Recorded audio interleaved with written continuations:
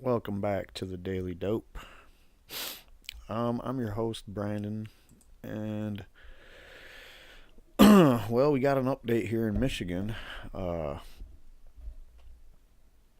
in case you haven't heard, Michigan officials shutter 40 medical marijuana businesses across the state. 40 medical marijuana businesses across the state got an unpleasant visit Thursday from state officials and Michigan State Police ordering them to stop operating. And those visits are just the beginning. Hundreds more are expected to get cease and desist letters in the coming days. State Department of Licensing and Regulatory Affairs began the process of shutting down medical marijuana facilities that are operating illegally and haven't submitted applications to the state for a license. Quote, any business that didn't apply for a license by February 15th isn't in compliance with the emergency rules that were set up, said David Harns, spokesman for the department. We did 40 today and throughout the state, and there will be hundreds more. So basically, this is just the beginning.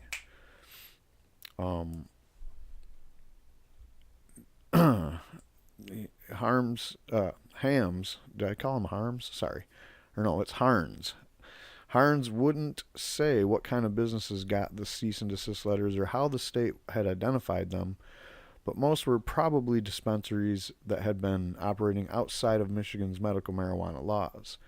Now, the thing about that is that's true, but a lot of the situations that I kind of know about, I mean, I don't really know personally, but what I'm witnessing is that these places are in municipalities that have not agreed to have medical marijuana facilities licensing act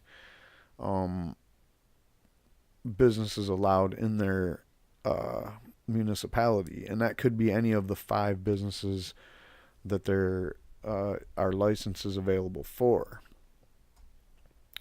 Now they have some emergency rules that permits an applicant for a state operating license to temporarily operate a proposed marijuana facility under certain conditions.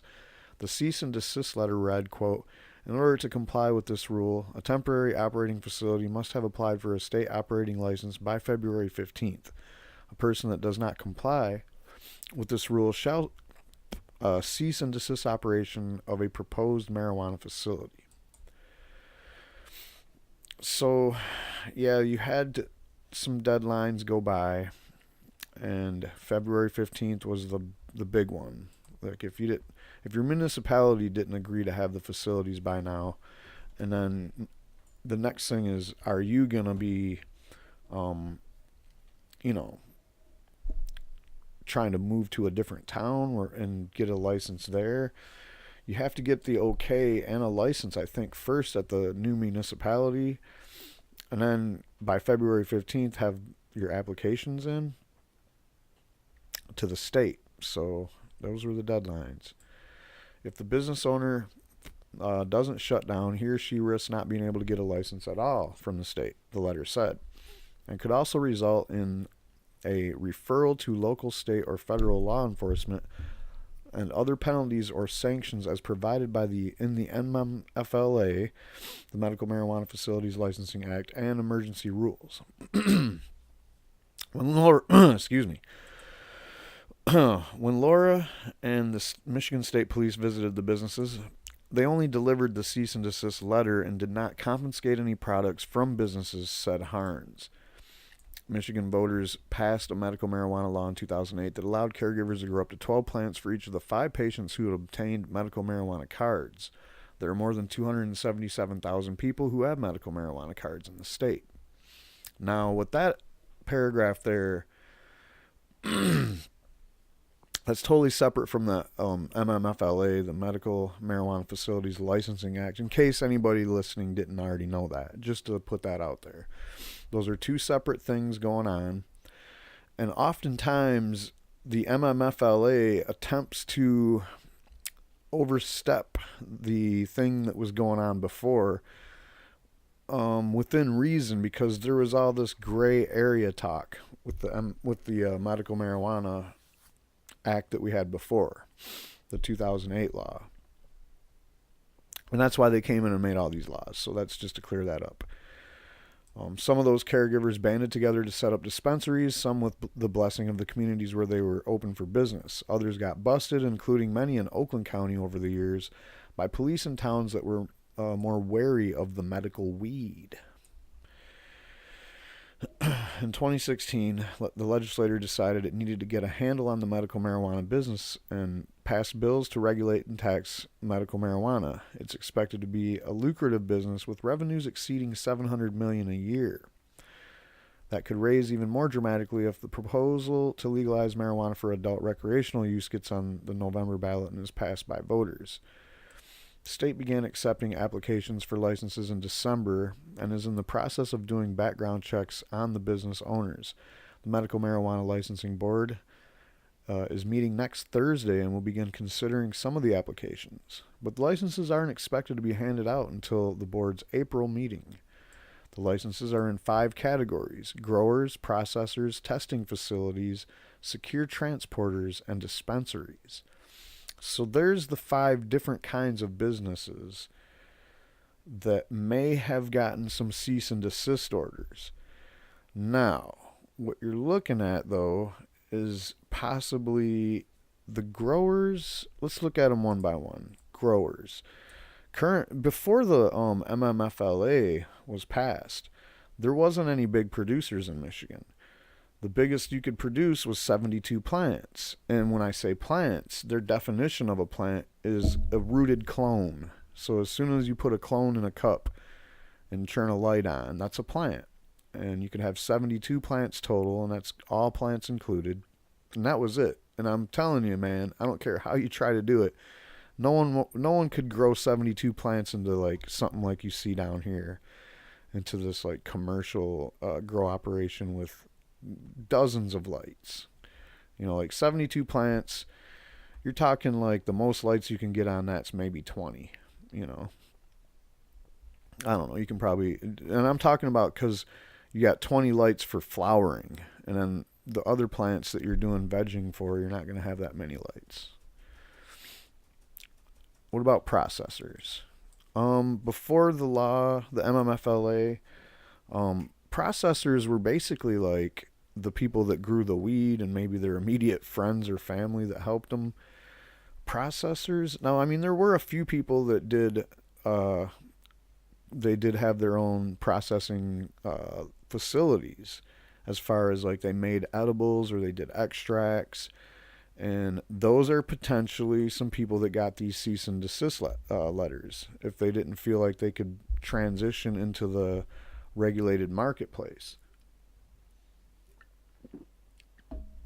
So that's a possibility. Testing facilities. Again, the testing facilities that already existed, I'm going to go with probably are trying to get licensed. I don't see why they wouldn't be. And if they weren't, I don't see why they would think that they could continue operating, doing what they do, because they handle medical marijuana all the time. And you got to be, I mean, if you look at the law, the MMFLA, it's pretty specific on how the testing facilities work. So I don't think, but don't quote me, that anybody in the testing facilities sector probably got one of these cease and desist, but it's hard to say. Secure transporters. Ah, yes, this new middleman that I've been complaining about from day one since I've ever, first heard it being floated. And not that I don't think that there's a market for that, and that I'm not saying that there shouldn't be secure transporters allowed or some, weird position like that. I just think secure transporters, why not, why make that mandatory? It's just weird. But anyway, all that aside, I don't know if there's any secure transporters that were even operating before. And if there was, then I'm sure they have means to step in. I doubt they got any ceasing. There was probably nothing like that. Dispensaries are the big one. I'm guaranteeing you that these 40 is probably mostly dispensaries. So that's kind of where they are. They want to clear the retailers out of the way for the licensed retailers that are going to be stepping into play. Now, the retailers that are going for licenses, they've been granted the ability to continue to remain open and provide medical marijuana to patients and caregivers until the licensing process is done. And if they get their license, they can continue. But if they don't, then boom, they got to shut down. Now the thing about that is here we go. So far, 378 applications have come in to pre-qualify for a license, which means that the business owners are going through the state background check, but still need to get approval from the town that has, from a town that has passed an ordinance allowing medical marijuana businesses. So, in case that was a little bit long-winded, you need to first get a license from your town. And that is assuming that your town is going to let you have a license, because they're even going to have, they already have to have their own rules and stuff over in their town hall or whatever they got in your municipality, chamber of commerce or whatever. Somebody in your town has to be on top of the ball and getting this done.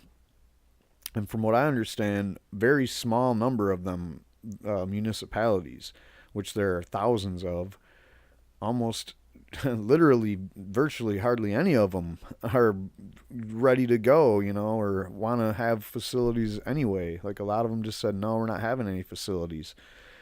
And then out of the ones that did, now we have these people that have the applications. And from what I understand, some of these applications have been churned in without the okay from the municipality that they're trying to get the license in. And that's still being worked out or whatever. So there's a big bottleneck coming, guys. And I've already felt it because I'm in Michigan and I'm a caregiver, and I'm wondering what if other caregivers aren't going through the same issue. It's almost nearly impossible to find clones right now. No dispensary that's sitting there waiting for their license is touching them that I know of. And then on the, it's basically just like you used to be able to get them on Craigslist or whatever, find them on online sources. It's getting pretty clamped down out there as far as that goes. So that's just all I'm going to say about that.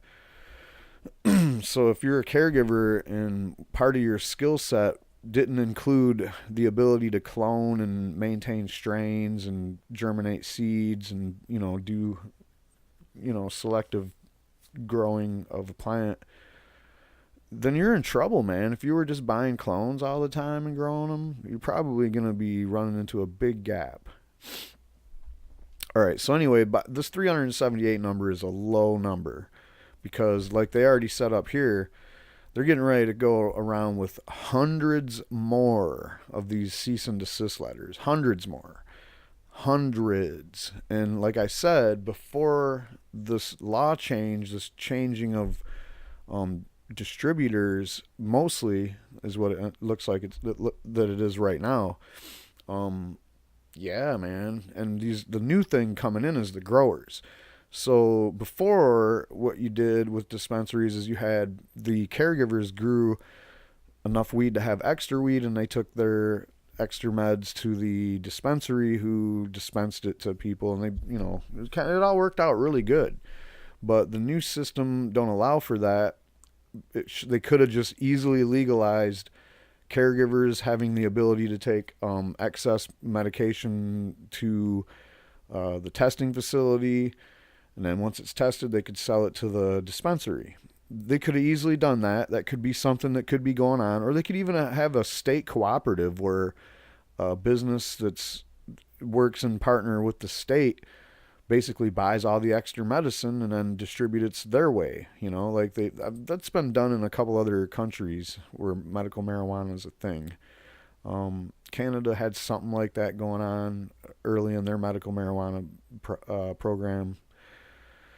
So, I don't know. Yeah, anyway, I don't want to go too deep on this story, just to let you know that this is happening. So there's another 117 applications, including 43 growers, 20 processors, and 49 dispensaries, 2 secure transporters, and 3 testing facilities that have been churned in that include approval. Those have approval from local communities. So these okay. These guys came in pre-qualifying. And that means they still have to get their local municipality to get on board. That's most of them. So out of it looks like I don't know, 500 we'll say, which it's pretty close to it. Um, Almost 500 applications. Most of them, almost 4 out of 5 of them, don't even have local license yet. And then these other ones do have the approval, but this isn't going to be enough to handle the whole state, as far as like people needing meds or whatever. So that's pretty scary. And again, I don't want to like say too much about this gap and this burp that's about to happen, and it's not just clones. You have all these places that will be licensed on April 1st, or whenever they said April, they're going to start doling out the licenses. So whenever people start getting licenses doled out to them, like for example, you have a secure transporter. Here's your license. What are they going to drive around? They're not driving anything around right away. There's nothing there. It starts with the grower. You got to have the grower has to grow the shit, and then the secure transporter can take it to the testing facility or the processors or all the other people. All the other people are sitting there with their, waiting for the people ahead of them. Maybe. I mean, this is the kind of burp that happened in Oregon when they went from kind of a wild, wild west system to like a more regulated system with strict testing and shit. So the burp there was that they had a bunch of medical marijuana sitting on the shelves that hadn't been tested yet. And the law said, no, it's all got to be tested. It's all got to be labeled properly and all this other shit. And basically, eventually they said, okay, you guys can sell the old shit first while you're waiting for the new shit. And I don't know I haven't heard any conversations like that in Michigan yet. So if these guys all shut down and basically everywhere where somebody is, already sitting there with a licensed or with a facility, whether they don't have a license yet, but their facility's still allowed to open, or maybe they're just hoping for the best. But we're talking about 43 growers, dude. 43 growers. Even if they were growing 1,500 plants apiece, that's still not going to cut it, man. There's going to be a huge burp. That's all I got on this one. Don't forget to keep checking back to this channel for updates on Michigan, as it's going to be a roller coaster this year. And I'm also paying attention to the midterms in Michigan and basically everywhere. So if you want to keep updated on all that, hit the subscribe button. I'll be here making videos.